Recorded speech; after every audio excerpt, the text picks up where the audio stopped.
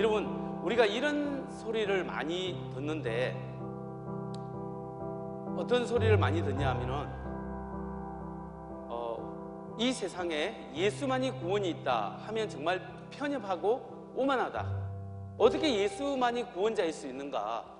이런 이야기를 우리가 주위에서 많이 듣습니다. 그렇게 들으면 야, 기독교인들은 정말로 편협되고 자기들만 구원이 있다, 이게 정말 오만하지 않느냐, 이런 이야기를 듣는데 오늘날 사람들이 오해하는 것이 있습니다. 그 오해하는 것이 뭐냐면 모든 것이 다 나름대로 진리다. 진리가 각 종교마다 조금씩 있는 것은 맞지만 그것을 하나님께로 인도하기에는 좀 부족하다고 저는 그렇게 생각을 하는데, 아무튼 사람들이 나름대로 다 진리다고 생각하고 우리는 모든 것을 다 포용해야 한다. 모든 것이 다 진리이기 때문에 모든 사람들이 모든 것을 다 포용해야 한다. 그리고 최고의 미덕은 간용이고 유일한 악덕은 편협합니다. 오늘날 시대는 모든 것을 다 수용해야 된다는 그런 생각을 하고 있습니다. 그런데 사실은 이것을 종교에 있어서 이렇게 모든 것이 다 진리다 이렇게 말할 수가 없는 거죠. 자, 그렇다면 누구든지 자기 것이 진리라고 주장한다면 그것은 편협한 생각인가? 우리가 기독교가 예수만이 길이요 진리요 생명입니다 라고 주장을 할 때 과연 그 주장을 기독교만 하는 것이 아니라 사람들이 내 종교 교리가 맞습니다 라고 주장했을 때 그것이 편협한 이야기인가? 우리는 생각을 한번 해봐야 된다는 거죠. 진짜 그게 맞는지 안 맞는지, 제가 그 주장에 대한 좋은 이유가 있으면, 좋은 설명과 이유가 있으면 그 주장이 설득력 있고 맞는 거고, 그 주장에 대한 좋은 이유와 설명이 없으면 그 주장이 맞지 않는 것이죠. 그래서 어떤 사람이 기독교가 진리라고 주장하는 것 자체가 편협되거나 오만한 게 아니죠. 단지 우리가 충분한 그런 이유와 설명을 못 해줄 때 이것은 진리라고 말하기가 참 어려워질 수가 있는 겁니다.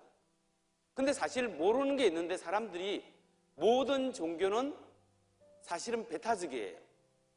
많은 사람들이 오해하는 게 기독교만 배타적이다 하는데 각 종교는 다 다른 종교에 대해서 교리적으로 배타적이에요.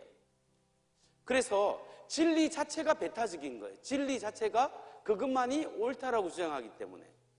예를 들면 이슬람은 코란이라고 하기도 하고 꾸란이라고 하는데 이게 유일한 신의 계시다라고 주장을 합니다. 이것은 타협을 하지 않죠. 불교는 힌두교에서 나왔기 때문에 힌두교의 힌두교의 경전 베다의 근위를 인정하지 않습니다. 힌두교에 대해서 배타적이고 카스트 제도에 배타적인 거죠. 그걸 받아들이지 않습니다. 힌두교는 타협하지 않는 세 가지 교리가 있습니다. 업보의 법칙, 베다의 근위, 윤회 사상. 이것은 잘못됐다 하면 당신이 잘못됐지 우리는 맞습니다 라고 진리 주장을 하기 때문에 이걸 옳다고 주장할 때 편협됐다고 사람들이 말을 할까요? 각 종교는 배타적인 진리 주장이 다 있다라는, 기독교만 있는 것이 아니라 다른 종교도 다 있다라는 거죠. 그래서 우리가 사실은 이렇게 모든 종교가 다 구원의 하나님께 갈 수 있는 구원의 길에 이른다 이렇게 주장하는 주장을 종교다원주의 이렇게 부릅니다. 모든 종교는 하나님께로 혹은 궁극적인 종교로 가는 길이고 그 매개체고 창구다. 그러니까 좀 전에 황 목사님 말씀했듯이 산을 올라가는 길은, 정상으로 올라가는 이쪽 오른쪽으로 가는 길도 있고 왼쪽에서 올라가는 길도 있고 앞쪽도 있고 뒤쪽으로 있고 결국 어느 종교로 길로 올라가든지 간에 정상에서 만난다, 동일한 신에게 이른다라는 생각을 많이 가지고 있어요. 이게 종교다원주의적 생각입니다. 그리고 모든 종교는 똑같이 선하고 똑같은 진리를 말한다 라고 주장하는 거죠. 그런데 과연 이것이 옳은 주장인가? 우리가 한번 살펴봐야 한다는 겁니다. 여러분, 과연 종교다원주의가 올바른 주장일까요? 문제점이 있습니다. 어떤 문제점이 있을까요? 만일 모든 종교가 똑같이 진리이고 똑같이 옳다면 그 여러 가지 곁다리, 부수적인 교리는 다 다를지라도 핵심 교리가 방향성이 일치하거나 모순점이 없어야 해요. 각 종교의 핵심 교리가 모순이 없어야 되는데 사실은 각 종교를 따져보면 그렇지 않습니다. 여기 보면 모든 불교나 힌두교나 기독교나 이슬람이 모든 종교가 한 방향을 향해서 진리의 길, 구원의 길을 향해서 교리가 똑같이 가야 됩니다. 조금 방법은 틀리더라도. 그런데 종교를 자세히 연구해 보면 그렇지 않죠. 각 종교의 핵심 교리에 모순점이 있다는 거예요. 어떤 모순점이 있냐? 불교는 신이 없다라고 하고 힌두교는 신이 있는데 모든 범신론적으로 모든 것이 다 신이고 이론론적이면서도 또 모든 것이 다 신이고 너도 신이고 나도 신이다라는 3억 개 이상의 신이 있다라고 이야기하고 기독교는 유일한 하나님 한 분밖에 없는데 삼위일체 하나님만 존재하신다. 이슬람은 하나님은 알라는 있는데 단성론, 단일 인격적인 그런 신이 있다라고 주장을 하는 거죠. 그러니까 핵심 교리에 있어서 동일한 대상을 두고 다 생각이 다르다라는 거죠. 그래서 이것은 힌두교 학자 자은호 교수가 하는 말이 오늘날 빈번하게 말해지듯이 모든 종교가 똑같은 목표에 이르는 길이라는 말은 옳지 않는 주장이다. 교리상에서뿐만 아니라 신비의 정도에서까지 일치점이란 없다. 힌두교 학자도 이렇게 이야기하는 거죠. 그러니까 기독교뿐만 아니라 우리가 모든 종교는 동일하다라고 하는 것은 기독교적인 자유주의적인 시각에서 사람들이 노력을 했지만 사실 다른 종교가 우리 종교를 바라보고 각자 다른 종교를 향해서 일치하지 않는다라고 주장합니다.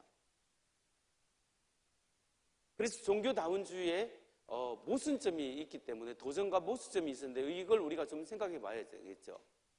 자, 각 종교들의 그 종교 주장이 좀 다른데요. 기독교는 인격적인 창조주 하나님, 이 세상 종교 중에서 세상을 창조한 하나님이 한 분 계시는데 그분이 인격적인 존재다라고 주장하는 분은 하는 종교는 기독교밖에 없어요. 그리고 그 하나님의 아들이 인간의 죄를 위하여 이 세상에 들어오셔서 십자가에 죽으시고 우리 죄를 용서하시고 하나님의 은혜로 구원을 받는다라고 하는 교리는 기독교밖에 없습니다. 그러면 이슬람은 뭐냐? 창조주가 있다라는 건 믿어요. 알라를 믿는데 그 창조주는 인격적인 개념이 아니고 조금 이따가 설명해 드리겠지만 또 예수님이 하나님의 아들로 예수님을 믿지 않습니다. 그리고 하나님의 은혜가 아니라 인간의 율법을 지킴으로써 행위로 그 율법을 수라에도 구란에도 나오듯이 행위가 착한 게 조금 더 무게가 있으면 천국 보내주고 그리고 행위의 무게를 달아서 악한 게 있어서 좀 더 무거워지면 지옥 보내는 거예요. 그런데 알라가 그 사람이 착한 일 하도록 행동도 생각도 행위도 다 만들어버린 거죠. 이건 제 이야기 아니라 꾸란에 나오는 이야기예요. 알라는 모든 생각과 행동과 악함과 선함을 사람들 다 운명을 결정시켜 놓은 거예요. 그래 놓고 나중에 심판은 그 행위를 따라서 착한 게 많으면 천국 가고 악한 게 많으면 지옥 보낸다. 이게 이슬람 교리거든요. 그러니까 다르죠. 그 다음에 불교는 무신론적인 입장을 취합니다. 동양 종교가 똑같습니다. 동양 종교가 다 우주 안에 있는 그 무엇을 이야기하는 거예요. 힌두교는 신은 있지만 우주 자체가 어쩌면 신이고 또 모든 것이 다 신으로 볼 수 있고 신의 환상, 투영이라고 보고 3억 개 이상의 신이 있다. 이렇게 주장을 하는 거죠. 그러니까 서로 주장이 어떤 것은 하나님이 있다, 어떤 것은 하나님 없다, 어떤 것은 우주가 신이다, 아니다, 우주를 만든 어떤 하나님이 있다. 이렇게 이야기하니까 다 다른 거 있잖아요. 그럼 만일 동일한 대상을 놓고 각 종교가 서로 다른 모순된 주장을 한다면 우리가 논리적으로 선택할 수 있는 것이 딱 두 가지밖에 없습니다. 신에 대해서 이 세상 우주의 기원과 신에 대해서 하나님은 있다 없다, 우주를 하나님이 만들었다 아니다 라고 이야기할 경우는 두 가지 이론밖에 없는데 그 한 가지가 뭐냐 하면 모두가 다 틀린 경우예요. 다른 한 가지는 그 중에 하나만 맞는 거예요. 논리적 선택은 이것밖에 없어요. 그래서 우리가 이런 문제에서 종교다원주의가 보기가 좋고, 만일에 다른 종교 믿고 다른 신앙생활을 했어도 이렇게 하나님 앞에 갈 수 있는 길이 있다면 굳이 제가 목회를 할 필요가 없고, 굳이 여러분은 교회 다니는 성도들은 교회를 열심히 다닐 필요가 없는 거죠. 이것저것 자기의 여건에 따라 뭐 절도 가고 힌두교도 가고 저 이슬람도 가고 교회도 다니고 그렇게 하면 되겠죠. 그런데 사실 자세히 따져보면 그렇지 않다라는 것을 우리가 알 수 있습니다. 자, 이제 신관을 따지면, 신에 대한 관점을 따져보면 그 종교의 장단점이 보여요. 그래서 이 세상에 신을 믿는 종교들, 신이 있다 없다 할 때 신을 없는 것을 무신론은 배격해 두고 사실 하나님이 있다 없다를 따지면 하나님이 있다라는 증거가 훨씬 더 많아요. 이것은 논리적으로, 과학적으로, 철학적으로 따져서 그렇습니다. 기독교식으로 꼭 안 따져도 돼요. 거기에 대해서 궁금하신 분은 하나님에 관한 질문, 이 책이 있는데 이 책을 혹시 여러분 중에 비기독교인들은, 특히 청년들은 나가서 제가 광고했듯이 이것을 그냥 하나 무료로 달라 하면, 나 비신자다고 하면 그냥 가져가시기 바랍니다. 이걸 한번 간단한 얼마 안 되는 책인데 한 2시간이면 읽는데 이걸 통해서 하나님이 있다라는 증거가 훨씬 더 합당하다라고 생각할 수 있을 거예요. 그러면 이 세상에 만일에 우리가 하는 것은 신이 있다면 이제 신들의 유형을 알아야 되는 거예요. 신관들의. 그래서 유일신론, 하나님은 한 분, 신은 한 분뿐이다 라고 믿는 종교가 기독교, 유대교, 이슬람이에요. 그리고 다신론, 신이 하나가 아니라 어찌 신이 하냐냐, 신은 여러 개지. 다신교가 있죠. 다신론. 그리고 신은 이것저것도 아니라 모든 것이 신이고 우주 자체가 신이다. 이거 팬티이즘, 디이즘 해서 이게 범신론적인 그런 경향성을 띠는 겁니다. 이신론이 있는데 이신론은 신이 우주를 창조해놓고 아무것도 하지 않는 기계적인 면을 가진 것입니다. 저거 잠시 후에 설명을 한번 해보겠습니다.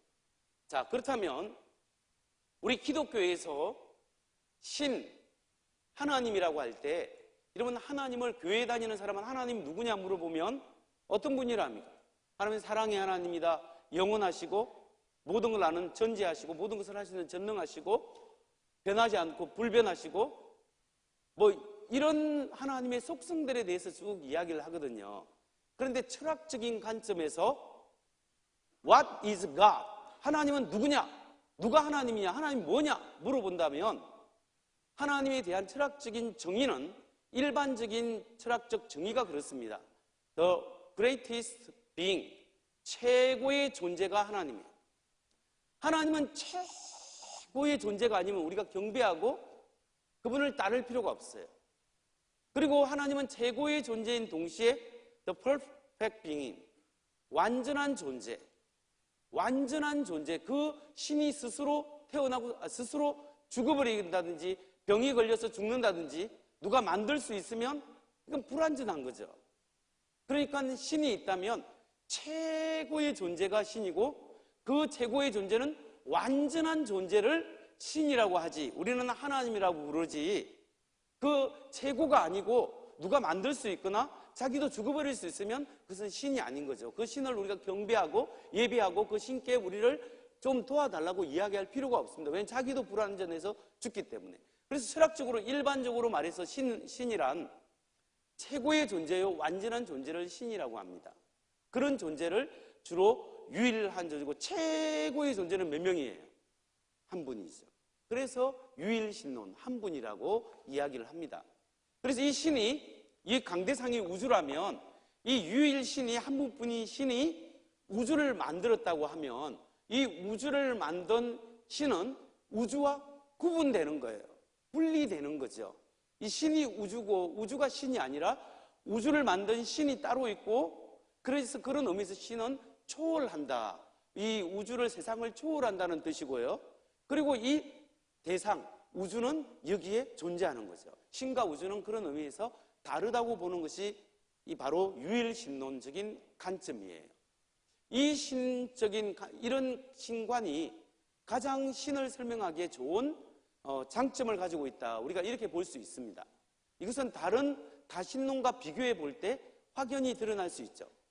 다신론은 신은 하나가 아니라 여럿이다. 그러면 신은 하나가 아니라 여럿이면 어떻게 되죠? 신은 뭐가 신이에요? 보통 사람들이 섬기는 신, 그 마을에 큰 나무가 있는데 나무신도 있고, 뒤에 큰 산이 있어서 산신도 있고, 바다에는 용왕신도 있고, 또 뭐 들판 뭐에 가면 어디 뭐 바위신도 있고, 또 어디 가면 화장실 신도 있고, 빗자루 몽둥이 신도 있고, 다 여러 가지 신들이 엄청 많아요. 생각보다 신이 엄청 많아. 그걸 다 다신이라고 합니다. 근데 이 다신론은 신의 가장 완전하고 최고의 존재로서의 신의 의미는 아닌 거죠. 두 번째, 신들이 여럿이라면 그 상하관계가 어떻게 됐냐, 누가 먼저 생겼냐, 여기에 대해서 좀 따지게 되고, 제일 큰 문제가 있습니다. 뭘까요? 이 다신론, 여러 신들을 섬기는 그 종교의 특징들의 동일한 공통점이 있어요. 다신론에서 뭐가 신이죠? 누가 신이죠? 태양이 신이잖아요. 태양신, 달신, 산신, 나무신, 목신, 용왕신, 뭐 여러 가지 신들. 이 모든 신들의 공통점이 뭐예요? 우주 안에 있잖아요. 우주 안에 있어요. 이 모든 신들이 우주 안에 있어요. 그렇게 동양 종교의 모든 불교고, 힌두교고, 뭐 다른 종교, 유교고, 모든 종교가 우주 안에 있는 신, 우주 자체 또는 우주 안에 있는 신이에요.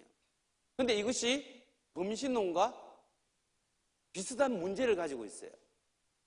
그게 뭘까요? 범신론을 한번 살펴보겠습니다. 같이 그러면서 이야기해 볼게요. 비판은 뭐냐면, 범신론은 너도 신이고 나도 신이고 신의 투영일 수 있고 모든 이 인생이 환상이고, 그리고 이 신은 3억 개 이상의 엄청난 신들이 우주에 많이 있고 어쩌면 우주 자체가 신이다. 이렇게 보는 것이 범신론적인 신관이죠. 그러면 만일에 우주 안에 있는데 나도 신이냐 할 때 나의 죽음의 문제, 이런 문제는 내가 컨트롤할 수 없는 문제거든요. 나의 한계를 극복할 수 없기 때문에 이미 내가 신이라고 하면 한계성이 설정되어 있는 거예요. 그런데 나는 유한한데 초월자, 나를 만든 하나님, 우주를 만든 하나님이 신이 없다라고 하면 누가 나를 구원해 줄까요? 제일 중요한 게 바로 이거예요. 다신론하고 우주 안에 있는 신, 또 우주 자체가 신이다라고 할 때 우주가 옛날에는 몰랐는데 아리스토텔레스 물리학 때부터 우주학에서부터 쭉 중세를 이어서 1920년대 중반까지 인류가 믿었던 것이 뭐냐면 우주는 영원하다. 우주는 시작도 끝도 없고 there was, there is, there will be. 옛날에도 있었고 지금도 있고 앞으로도 있을 것이다 라고 믿어왔어요. 그런데 1929년 허블의 우주 망원경을 통해서 사람들이 우주를 발견한 게 뭐냐면 우주가 평평하고 가만히 있는 게 아니라 점점 커지고 있다는 것을 통해서 이제 그 다음부터는 이제 우주선을 코비 인공위성을 올려가지고 이게 사진을 찍게 되고 1992년에 2001년에 윌킨스 극단파 우주선을 해서 우주 사진을 찍어보니까 우주가 팽창하고 있는 것을 발견했어요. 이걸 소위 빅뱅 이론이라 하는데 우주는 아무것도 없었는데 갑자기 뻥 하고 생겨났대요. 얼마나 오래된 줄 모르지만 아무튼 우주가 아무것도 없었는데 out of nothing, 아무것도 없었는데 갑자기 우주가 뻥 하고 태어났어요. 사람이 응애 하고 태어나듯이 우주가 뻥 하고 우주는 태어났대요. 근데 우주가 시작하기 전에 뭐가 있었냐? 물질이 없었대요. 시간도 없었고 공간도 없었고 물질이 원자, 원소, 분자, 뭐 전자, 중성자, 양성자 아무것도 없었어. 그런데 아무것도 없는데 우주가 갑자기 이렇게 크게 태어나서 점점 지금 계속 팽창하고 있다라는 이론에 의하면 우주는 시작이 있고 우주는 끝이 있어요. 특히 열역학 제2 법칙이라는 게 있어요. The Second Law Thermodynamics라는 법칙이 있는데 이 열역학 제2법칙에 의하면 우주는 시작이 있을 뿐만 아니라 우주는 유용한 에너지가 점점 줄어들고 무용한 에너지가 늘어나기 때문에 우주는 죽게 된다는 거예요. 우주가 죽을 때 계속해서 팽창해서 죽는다는 이론이 있고 팽창하다가 다시 수축되어서 열적 폭발을 통해서 죽는다는 이론이 있지만 현재 가장 유력한 것은 우주가 계속 팽창해서 차가운 죽음을 맞게 된다. 이게 우주론의 일반적인 상식적인 이야기예요. 그러니까 현대 우주론에 의하면 이게 과학 이야기예요. 근데 과학적 상식이에요. 그래서 열역학 제2법칙이나 빅뱅 이론에 의하면 우주는 시작이 있고 우주는 죽어요. 그럼 여러분, 다신론은 우주 안에 있는 태양도 신이고 달도 신이고 산도 신이고 용왕 바다도 신이고 그리고 그 범신론은 우주 자체가 신인데 우주가 태어났네? 그럼 유한한 거예요. 태어난 존재는 유한하고 유한한 것은 다 죽거든요. 사람도 죽고 이 태양도 나중에 커져서 적색 외성되고 열을 잃고 죽게 되는 거예요. 우주도 마찬가지로 죽어요. 그럼 우주가 죽는다면 누가 우리를 구원해줘요? 누가 나의 운명, 이 우주의 운명을 누가 살려줘요? 신이 죽어버리네? 신이라 했는데? 그럼 완전하지 않아요. 자기도 죽는데 누구를 살려줘요? 그런 의미에서 이 다신론과 범신론의 문제가 여기 있는 거예요. 만일에 우리가 이 우주를 창조한 창조자를 부정할 경우 현대 우주론 과학적인 사고에 의하면 이 우주가 죽고 태어났고 우주는 죽기 때문에 이 우주 자체가 신이 아니라는 것을 우리가 알 수 있습니다. 그러면 우주를 만든 하나님이 없다면 의미가 없고 우주의 기원이 설명이 안 되는 거예요. 자, 그런 의미에서 이 다신론과 범신론이 문제가 있어요. 근데 이신론은 뭐냐면 17세기 말에서 18세기 전반까지 짧은 시간 동안 프랑스와 영국 학자들 사이에 태어난 이론인데 이건 뭐냐면 초월적인 우주를 만든 하나님은 있다. 그런데 하나님이 우주를 만들어 놓고 그냥 태엽만 감아놓은 시계처럼 지 혼자 돌아가도록 만들어 놓고 신은 팔짱을 끼고 아무것도 하지 않는다는 이론이에요. 그냥 프로그램대로 돌아갈 뿐이에요. 근데 여기에 약점이 뭐예요? 이 이론의 약점이 이런 신의 몇몇 과학자들이 이걸 믿었는데 이게 문제가 뭐냐면 18세기 이후에 이 이론이 설득력을 잃고 이미 거의 사물해버렸어요. 왜냐하면 지금 학자들 중에 이 이론을 믿기에 근거가 너무 약하다 이렇게 해서 못 믿는 거예요. 두 번째, 그러면 자기 혼자 만들어놔서 윤리적으로 운명 결정론으로 그냥 죽을 사람 죽고 선할 사람 선하고 이렇게 만들어놨다면 이게 윤리적인 거나 자기 자유의지, 결정력, 개인적인 선택, 윤리, 도덕성 이런 것들을 설명할 방법이 없어요. 그리고 사람이 죽고 인생의 문제나 어떤 죽음의 문제, 고통의 문제 이런 것을 해결해 주지 않고 신은 쳐다만 보고 있고 아무것도 해결하지 못하는 무능한 신, 내 모습을 보이죠. 그렇기 때문에 이런 신과는 이슬람 신간하고선 비슷한 면모를 이 신론이 보인다 이렇게 평가할 수도 있습니다. 자, 이렇게 유일신론, 신은 한 분뿐이다. 우주를 만든 하나님이 있다? 아니다. 신은 여럿이다. 우주 안에 있다. 범신론, 우주 자체가 신이다. 또는 이신론, 신은 있는데 아무것도 하지 않는다라는 것이 어느 것이 논리적인가? 어느 신간이 이 세상의 문제, 특히 우주의 기원, 우주가 어떻게 생겨났는가? 이 문제는 내가 어떻게 생겨났는가의 문제예요. 나는 어디로부터 오고 어디로 가는가? 인생의 또 의미의 문제, 그리고 도덕성, 내가 왜 도덕적으로 살아야 하는가? 그리고 이 죄의 문제, 고통의 문제, 죽음의 문제, 영원히 살고 싶은 것은 내가 내일 모레 죽어야지 하다가 어디 가서 넘어지면 아유 죽을 뻔했네. 그러잖아요. 사람은 계속 살고 싶어요. 이런 영생의 문제를 과연 어느 신간이 가장 잘 설명해 주는가? 이걸 한번 따져봐야 된다는 거예요, 우리가. 그걸 따져볼 때 제가 보기에는 범신론 안에 이 동양의 종교가 다 마찬가지예요. 우주 자체를 신으로 보기 때문에 기리성 교수가 서강대 철학과 종교학과 석자 교수였는데 이분이 불교와 유교와 다른 종교를 많이 했는데 이분이 쓴 책 중에 보살예수라는 책이 있어요.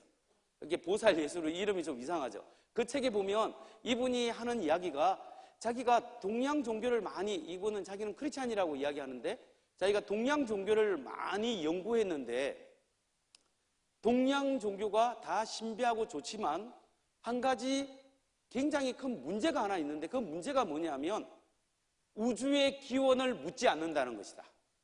우주가 어떻게 생겨났는가 이걸 묻지 않는다는 거예요. 왜냐하면 이 자체가 동양에서는 자연이 우주거든요. 스스로 자자 그러할 연자, 스스로 그러하다, 원래부터 있었어, 원래부터 그러하다 이렇게 했기 때문에 우주의 기원, 우주가 어떻게 생겨났는가를 묻지 않는 거예요. 그런데 요즘 현대과학적 사고에 보면 우주가 태어났다잖아요. 그럼 우주가 어디로부터 왔는가를 생각해야 되는데 우주 자체가 범신론에서는 죽기 때문에 이 우주를 만든 초월자를 부인하기 때문에 이게 신을 부인하기 때문에 약점이 있고 이슬람이나 이신론적인 것은 이 신이 있는데 이 신은 우리처럼 인격적이고 도덕적이고 윤리적인 그런 신이 아니라면 우주 안에 있는 신보다 더 작은 인간은 도덕적이고 윤리적이고 옳은 것을 위해서 사는데 신은 그런 윤리적인 게 없다면 이게 말이 안 되는 거거든요. 왜냐하면 우리는 이 세상에 있는 우리는 결과고 신은 원인이에요. 그러면 코즈 앤 이펙트로 생각해보면 신은 원인인데 원인이 훨씬 크죠. 사람이 이 강대상을 만들지 강대상이 사람을 만들겠어요? 그런 의미에서는 사람이 큰 거예요. 그러니까 우주 안에 있는 모든 시스템, 모든 것보다 신이 더 많이 알고 더 잘할 수 있어야 되는 거죠. 그런 의미에서 다른 신간, 다른 신이 없다고 할 때는 이 우주가 설명이 안 되거든요, 또. 왜냐하면 아무것도 없는 데서는 아무것도 나올 수 없어요. 물질, 시간, 공간이 없지만 뭔가가 있어야 돼. 물질을 초월하고 시간을 초월하고 공간을 초월하면서 물질을 움직이고 물질을 만들 수 있는 그 어떤 그리고 인격적인 존재가 있어야만 이 우주의 질서와 지적 설계와 도덕성과 영혼의 존재를 설명할 수 있는 거예요. 자, 그렇기 때문에 결국 다른 종교 시스템은 개인적이고 인격적인 교제를 맺고 발전시킬 수 있는 신앙체계가 없는 거예요. 그랬기 때문에 유일신론이 더욱더 말이 된다. 논리적으로 따져봤을 때 그렇게 설명할 수 있는 겁니다. 자, 그렇다면 이제 이슬람은 유일신 중에 이슬람, 유대교, 기독교가 유일신은 하나다라고 믿습니다. 그런데 이슬람은 유일신을 믿지만 인격적인 신과 거리가 멀고 알라는 창조 이후에 창조 프로그램 돌아가도록 놔놓고 이걸 고치려 들어오는 신이 아니에요. 우리 문제를 해결하기 위해서 뭔가를 취하는 그런 신이 아니라는 거죠. 그러니까 이슬람은 그 코란의 계율을 잘 지킴으로써 무게를 달았을 때 선한 것이 많으면 천국 보내고 악한 것이 많으면 지옥 보내는 이런 자기 나름대로 율법을 지켜야 되는 그런 겁니다. 그렇기 때문에 신이 있지만 신의 내재를, 신이 인간의 문제를 고치러 인간 속에 들어오지 않는다는 거죠. 그런 약점이 있습니다. 그러니까 알라 신은 인간의 죄의 문제, 고통의 문제를, 죽음의 문제를 해결하기 위해서 들어오는 신이 아니다라는 것을 우리가 볼 수 있고 좀 더 치명적인 문제가 있을 수 있습니다. 그건 잠시 후에 제가 설명해 드리겠습니다. 그 다음에 유대교는 구약 성경에 기초로 한 그 하나님을 믿는데 삼위일체 인격적인 하나님을 안 믿어요. 그렇기 때문에 이 삼위일체 인격적인 하나님을 안 믿기 때문에 이게 문제가 있어요. 거기에 대해서는 조금 이따 다시 한번 설명하겠습니다. 그리고 하나님의 은혜가 아니라 어떤 율법을 좀 더 중시 여기면서 그것을 통해서 유대교는 저 하나님의 구원을 생각하려고 하기 때문에 좀 문제가 되는 거죠. 자, 그렇다면 유일신론 중에서 기독교는 여기 중에 대다수 많은 크리스찬들이 있다면 우리 크리스찬들이 믿는 신은 유일신을 믿는데 삼위일체 유일신간을 믿어요. 우리는 삼위일체 유일신간, 기독교는 삼위일체 하나님을 믿어요. 그게 달라요. 그래서 사실 우리가 뭘 믿는지 모르는 게 있어요. 삼위일체를 다른 말로 풀어 쓴다면 하나님은 우주를 만드신 초월자 하나님이면서 동시에 인간의 문제를 해결하기 위해서 우주 속으로, 인간 속으로 들어오는 초월자면서 동시에 내재자, 이게 하나님이에요. 기독교의 하나님은 우주를 창조하신 분이기 때문에 절대자, 초월자라고 할 수 있고, 또한 그 하나님이 인간의 문제에 개입하기 위해서 인간의 몸으로 오셔서 제 문제를 해결해 주려고 찾아오신 하나님이시기 때문에 내재자라고 할 수 있고, 또 그가 성령을 보내서 성령이 지금도 우리와 동행하게끔 하기 때문에 이게 초월자면서 동시에 내재자다, 이렇게 표현할 수 있는 거죠. 그래서 우리 인간의 죽음의 문제, 재해의 문제, 고통의 문제를 하나님께서 해결하기 위해서 몸소 찾아오신 종교가 기독교예요. 자, 이런 의미를 좀 생각하면서 그래서 신과 굉장히 인격적인 교제를 나눌 수 있는 그런 신앙체계가 기독교에 있다라고 볼 수 있는 겁니다.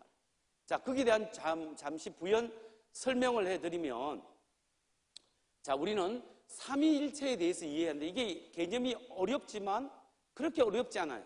온전히 이해할 수 없을 뿐이지 삼위일체 하나님을 아는 게 굉장히 중요합니다. 여러분, 기독교의 하나님은 삼신이다, 세신이다 하면 맞습니까? 틀립니까? 아니에요. 하나님은 신명기 6장 4장 하나님은 오직 한 분뿐이다. 유일하신 하나님이다. 한 분뿐이에요. 하나님은 본질적으로 한 분뿐이에요. 근데 한 분 하나님 안에 하나님은 한 인격만 가졌다 하면 맞아요? 틀려요? 틀려요. 위격인데 이게 자리 위자인데 그냥 쉽게 이야기하면 퍼스나 해서 이걸 인격으로 그냥 번역해서 우리가 이해를 해봅니다. 자, 하나님은 한 인격만 아니라 하나님은 본질적으로 한 분뿐인데 그 한 분뿐인 하나님 안에 성부 하나님, 성자 예수님, 성령 하나님으로 인격이 구분하여 한 분으로 존재하는 것이 삼위일체 하나님이에요. 하나님은 그래서 트라이윤이라고 해요. 유니온, 하나인데 트라이, 그 안에 본질적으로 하나지만 그 한 분 하나님 안에 성부의 인격, 성자의 인격, 성령의 인격이 한 분 하나님으로 이렇게 존재하는 것이 삼위일체 하나님이에요. 그래서 성경이 계속해서 강조하는 것이 한 분뿐이다. 최고의 존재 한 분뿐이다. 그런데 한 분 하나님 안에 성부, 성자, 성령 하나님으로 구분하여 인격이 구분되어 존재하는 분이다. 이게 성경이 강조하는 내용이에요. 물론 삼위일체 용어는 성경에 없지만 삼위일체에 대한 컨셉, 개념이 성경에 있는 거예요. 개념이 있어요. 그러니까 우리가 알게 되는 거죠. 자, 삼위일체 할 때 하나님은 한 분뿐인데 성부와 성자와 성령으로 인격이 구분되어 존재하기 때문에 성부 하나님의 특성이 뭐예요? 속성이 전지하시고 전능하시고 영원하고 불변한 대표적인 속성이 있으면, 하나님의 속성이 있으면 성자 예수님도 전지하시고 전능하시고 영원하고 불변한 하나님의 속성을 가지고 계세요. 성부 하나님도 전지하시고 전능하시고 영원하고 불변한 하나님의 속성으로 가지고 계셔서 한 분 하나님이고, 성부 하나님이 더 힘이 세고 성자 하나님이 더 열등하다, 이게 아니에요. 성자가 더 세고 성령이 더 약하다, 이게 아니에요. 동일한 똑같은 한 분 하나님의 능력을 가지고 계시는데 성부와 성자가 똑같을까요?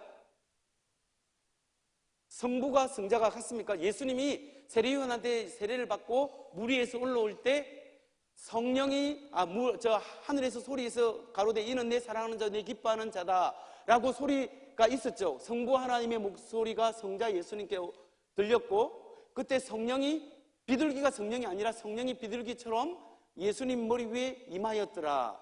이게 삼위일체의 모습을 보여주는데, 이 성부의 인격이 따로 있고 성부라는 그 God Father이라는 그 자의식, 내가 성부 하나님이다, 이 자의식이 있는 거예요.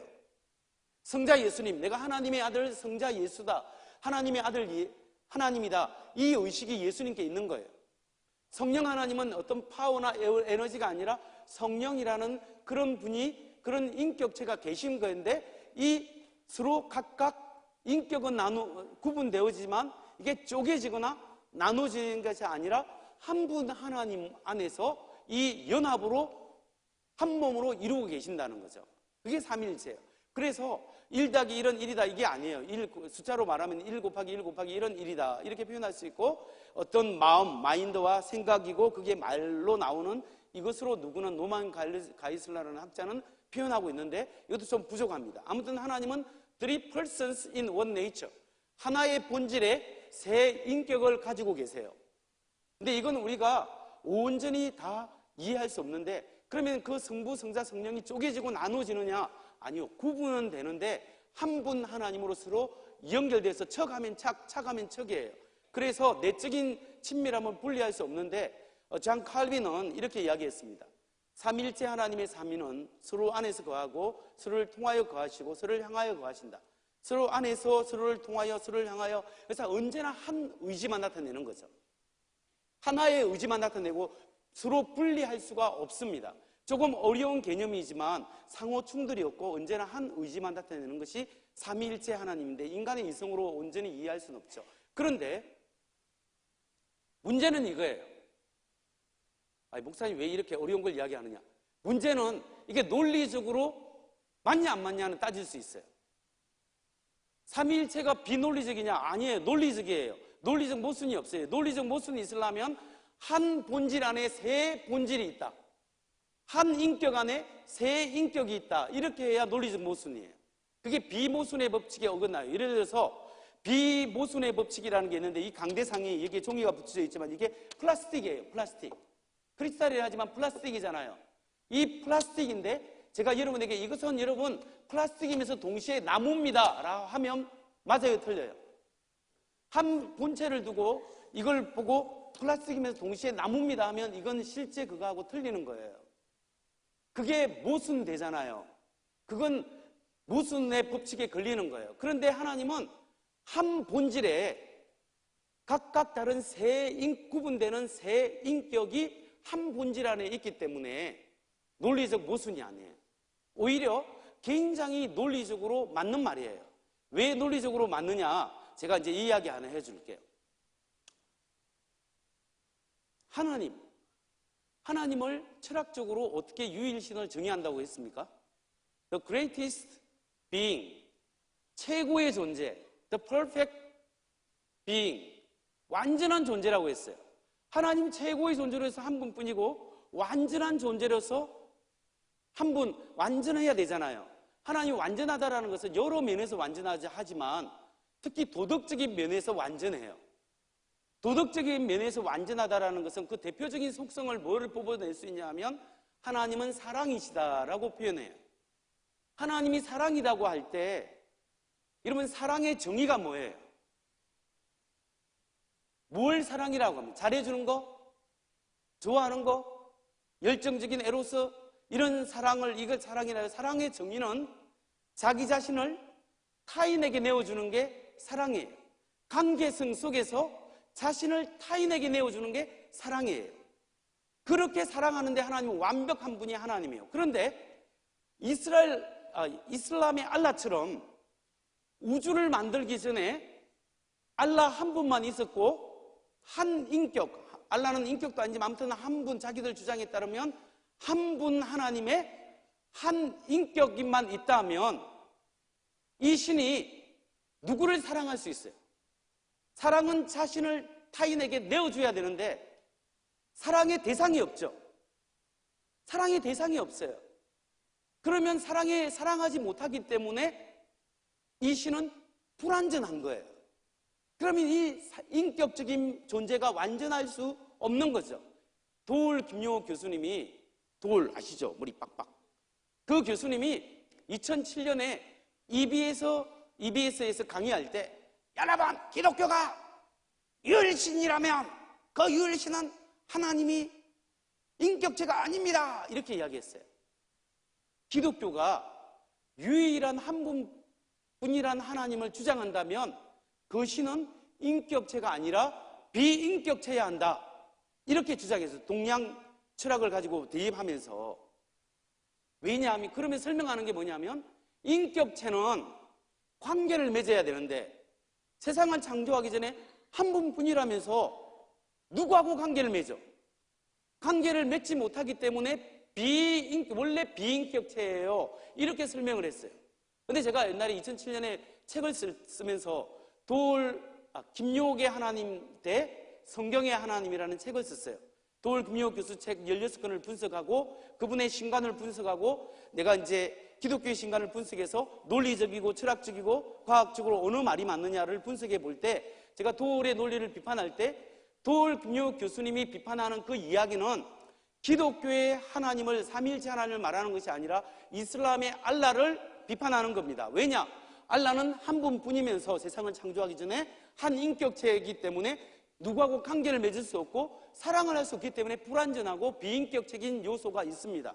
그러나 기독교의 하나님은 세상을 창조하기 전에 한 분뿐이면서 최고의 존재, 그러면서 한 분 안에, 본질적인 한 분 안에 성부 인격, 성자 인격, 성령 하나님 인격이 있어서 성부가 성자를 사랑하고 성자가 성령을 사랑하고 성령이 성부를 사랑하고 서로가 서로를 사랑하고 아껴주고 관계를 맺을 수 있는 그런 완전한 사랑, 완전한 관계를 우주가 없고 사람이 없어도 이것을 행할 수 있는 존재가 기독교의 삼위일체 하나님입니다. 이렇게 주장을 했거든요. 맞잖아요. 김용옥 교수님이 20세기, 21세기 철학적 논리로 비판한 거예요.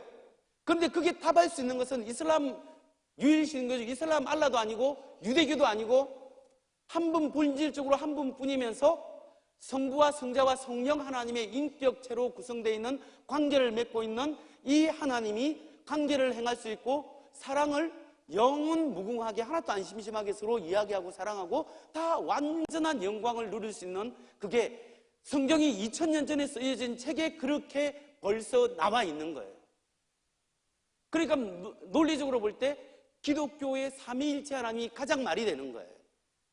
자, 그러니까 이런 것을 통해서 보고 만일에 신이 있다면 한 분뿐이고 그 하나님은 완전한 하나님이고 그 완전한 하나님 중에서 삼위일체 하나님, 성부, 성자, 성령 하나님으로 있는 것이 가장 맞다, 말이 된다. 우리가 그렇게 생각할 수 있습니다.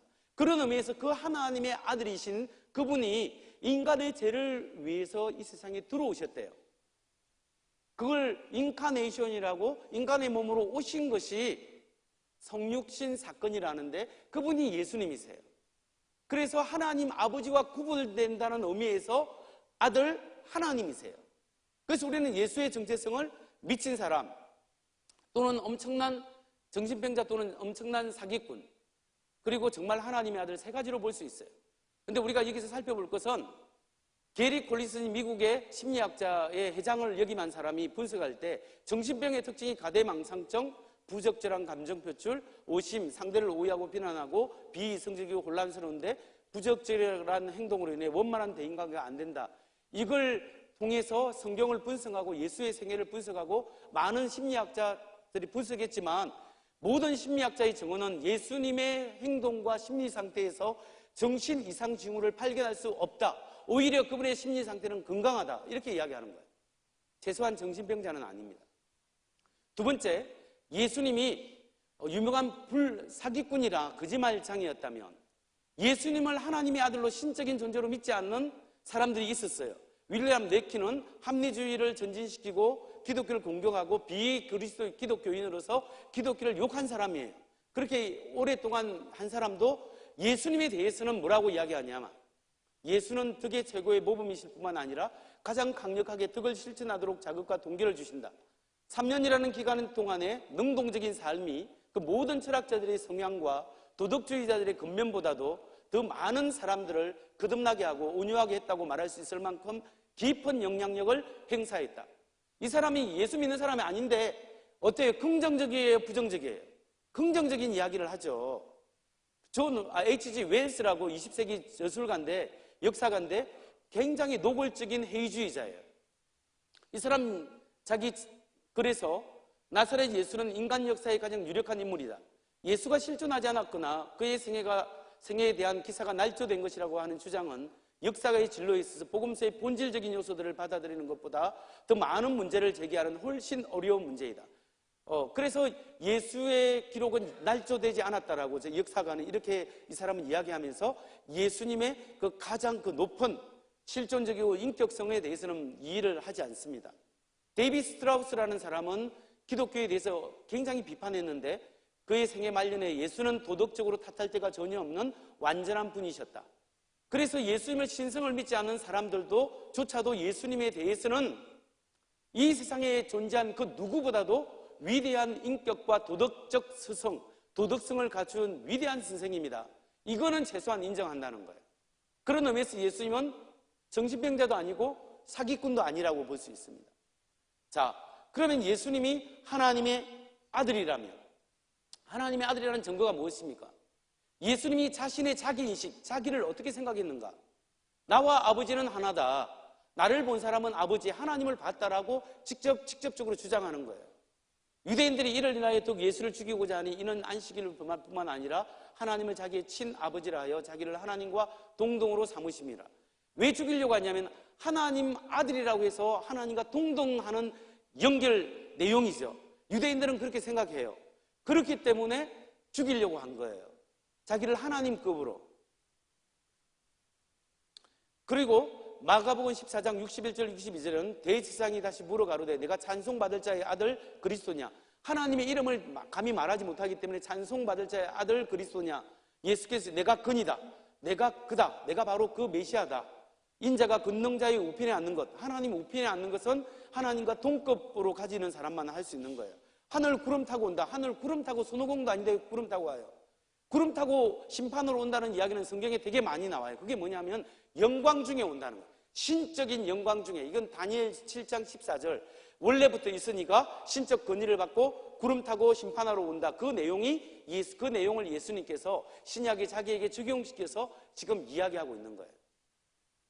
자, 윌리엄 레인 크레이그라는 그 철학 박사는 복음주의적 변정학이라는 책, 좀 전에 소개했던 그 책, 이렇게 이야기합니다. 그는 자신을 유일한 하나님의 아들로 생각했다. 그는 자신이 신적 권위를 가지고 행동한다고 주장했으며 자신을 기적을 일으키는 인물로 생각했다. 그리고 사람들의 영원한 운명이 자신을 믿느냐 믿지 않느냐에 달려있다고 믿었다. 그러므로 예수님은 자신이 하나님의 아들이다 라는 자의식을 스스로 가지고 있는 거예요. 그러면 스스로 그렇게 생각했다면 어떤 행동이나 어떤 면에 있어서 신적인 일을 행하고 신적 수석을 가지고 있었냐? 예수님은 하나님만이 할 수 있는 일을 했어요. 자기가 죄가 없다고 주장하고, 그 이스라엘 땅에서 그렇게 주장하는 것은 있을 수가 없거든요. 다 동물 제사에서 제사함을 받아야 되는데, 그리고 죄를 용서하는데 마가복음 2장에 보면 중풍병자가 들린 사람이 친구들이 데려왔고 사람이 많으니까 가버나움에서 쥐붕을 뜯어서 예수께 데려왔는데 예수께서 중풍병자 일어나 걸어가라 이렇게 말하면 되잖아요. 근데 그렇게 안 하고 뭐라고 이야기했습니까? 작은 자야 소자야 내 죄 사함을 받았느니라. 죄 사함을 받았다니 옆에 바리새인들이 듣고, 아니 이거 하나님을 모욕하는 신성모독이로다. 어떻게 인간이 죄를 사할 수 있느냐. 지금 예수님이 죄 사하는 권세를 이스라엘 땅에서 이야기해서 인자가 땅에서 죄 사하는 권세가 있음을 너희로 알게 하려 하노라 하면서 예수님이 이야기한 거거든요. 그건 뭐냐면 자기가 죄를 용서하는 이스라엘 사람들은 양이나 소를 데리고 와서 예루살렘 가서 잡아가지고 하나님과 번제를 올려서 죄 사함을 받는데 예수님이 중풍병자의 죄를 바로 용서해 주는 거예요. 뭐냐면 이거는 하나님만 할 수 있는 일이에요. 이게 그냥 본문이 아니에요. 수많은 기적, 병자를 고치고 무위를 긋고 오병이를 역사를 이루고 죽은 자를 살렸는데 이 기록이 성경책에만 기록되어 있냐?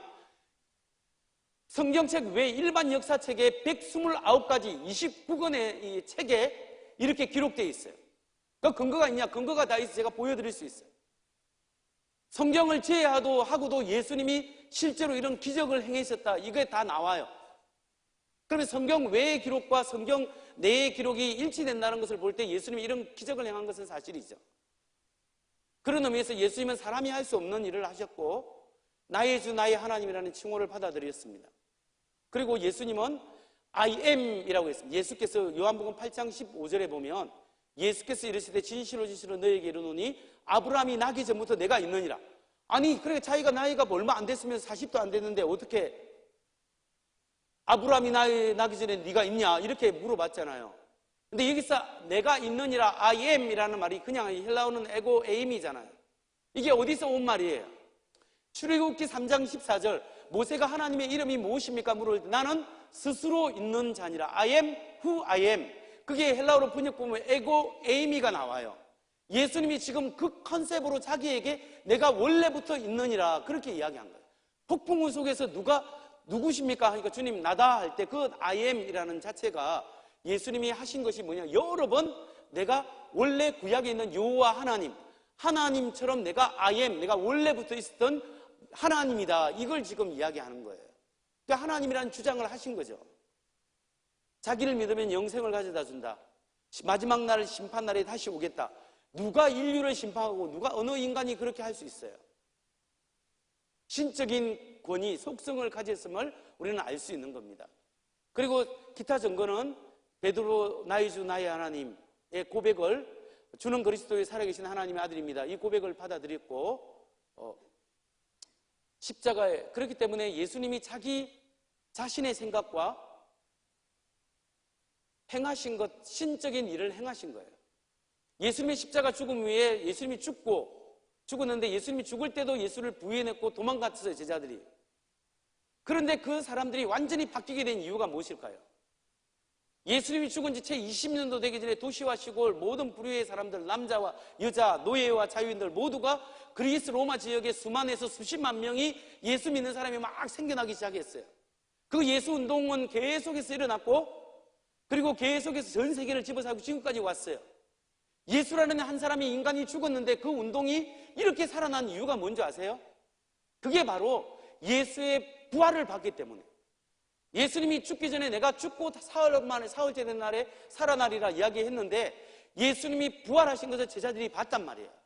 부활의 증거를 간단히 말하면 예수님이 십자가에 죽고 장사되었다, 무덤에 묻혔다라는 것 확실하죠? 이건 자유주의자나 복음주의자나 일반 역사가나 다 인정하는 네 가지 사실.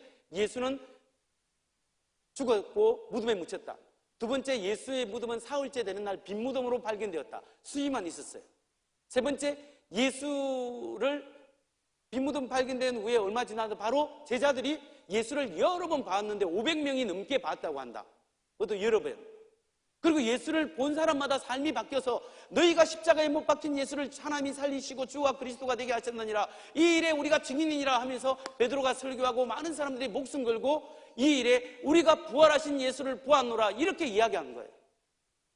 그래서 부활한 예수를 만났기 때문에 이 사람들이 그 예수님이 하나님이시구나, 예수님이 하나님의 아들이구나. 그래서 예수님이 기다리는 성령을 받고 성령 충만해서, 그 하나님의 영으로 충만해서 가서 복음을 전했을 때 이 기독교가 생겨나게 된 거죠.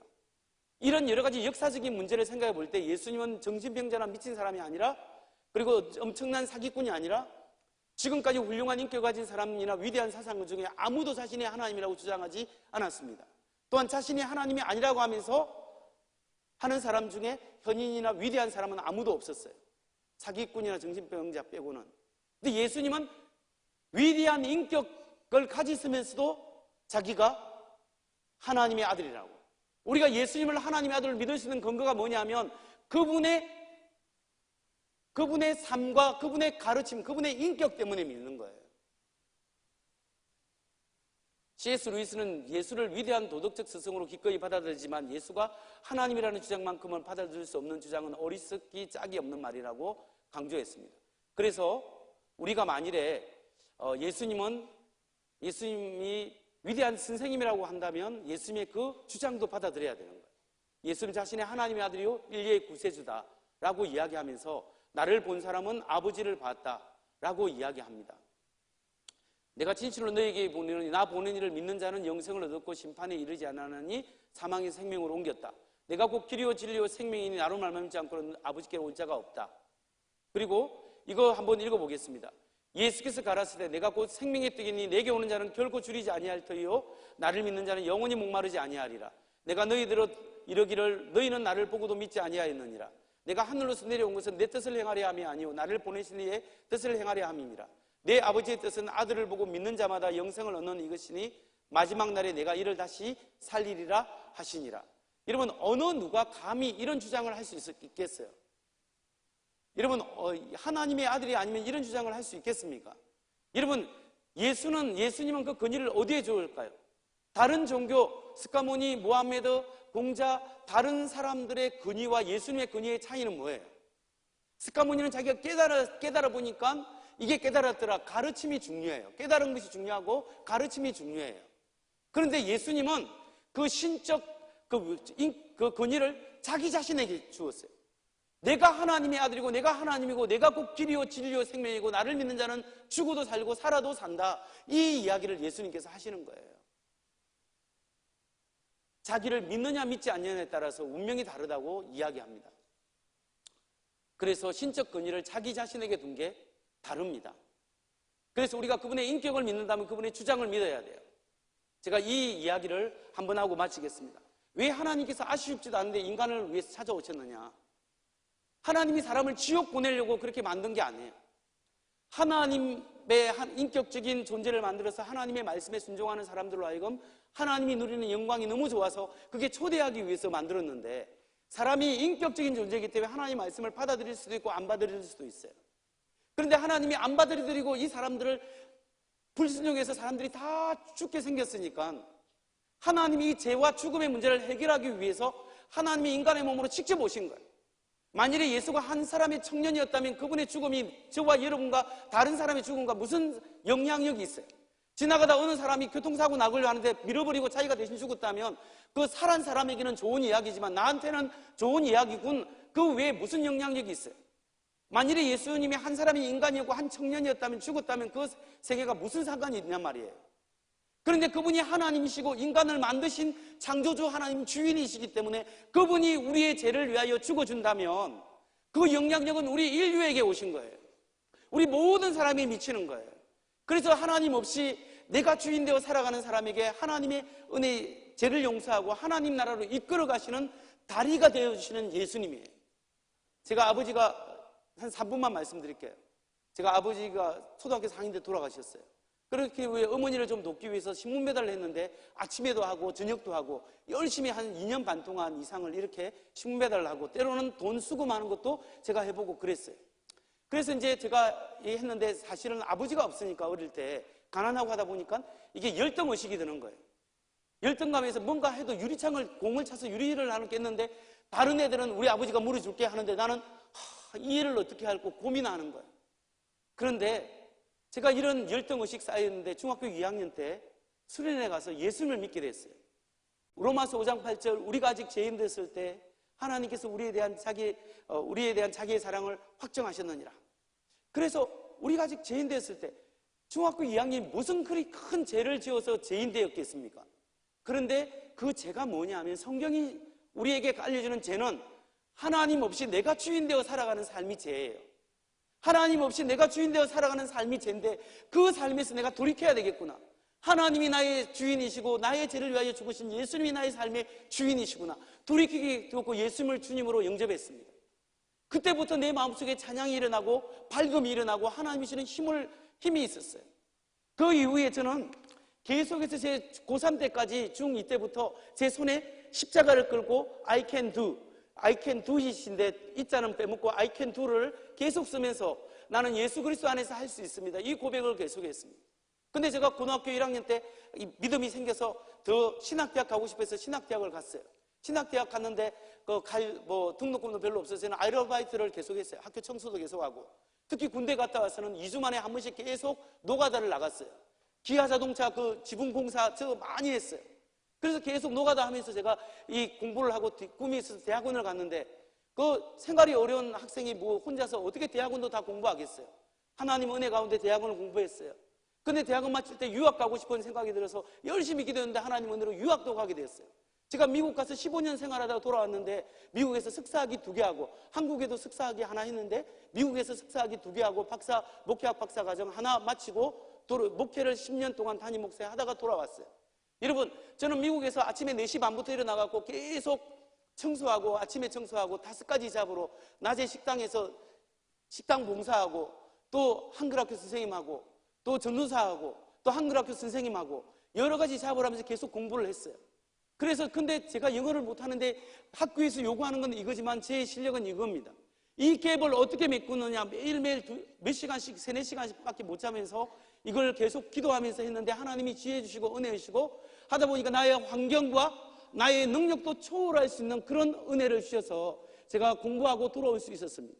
근데 제 포인트는 제 삶의 한계와 어려움을 극복해 주는 것도 하나님이지만 영적인 간격, 영적인 장벽은 이거보다 훨씬 크다라는 거예요.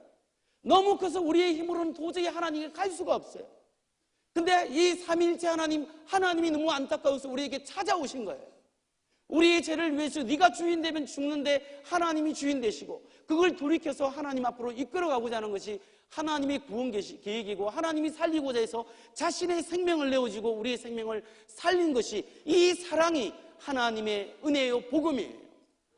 오늘 혹시 여러분 중에 자기의 삶에 장벽이 있거나 이런 장벽만 보고 또 주님 믿고 하나님 믿고 극복할 수 있지만 극복할 수 없는 엄청난 영적인 장벽도 어쩌면 그 예수님을 믿고 여러분이 어쩌면이 아니라 확실히 예수 믿고 이걸 극복할 수 있는 그런 은혜가 있음을 여러분 믿고 꼭 여러분도 한번 신앙생활 한번 해봤으면 참 좋겠습니다. 잘 믿는 사람은 계속 잘 믿고 오늘 함께 온 사람은 우리 교회 나오지 마시고 그 교회에 같이 나가시고 갈 데 없으신 분은 저희 교회로 와서 상담 받으시고 그러면 참 좋겠습니다. 너무 긴 시간 동안 고맙습니다. 감사합니다.